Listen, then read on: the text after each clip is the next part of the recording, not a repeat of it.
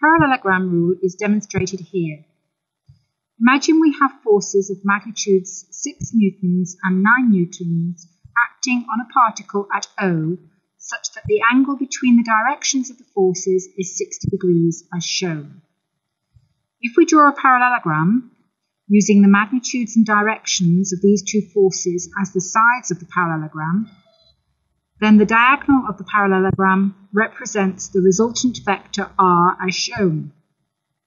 Using the cosine rule, the magnitude of r can be determined as shown here.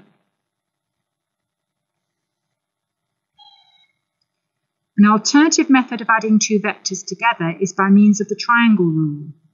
This uses a triangle as opposed to a parallelogram.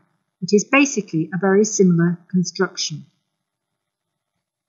Here, the 9 Newton vector is slid up the page so that its tail meets the head of the 6 Newton vector. The resultant vector r is then obtained by joining the tail of the 6 Newton vector to the head of the 9 Newton vector as shown.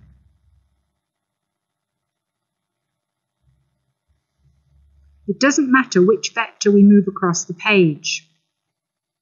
Here we slide the 6 Newton vector across first so that its tail meets the head of the 9 Newton vector, and then join the tail of the 9 Newton force to the head of the 6 Newton force, getting the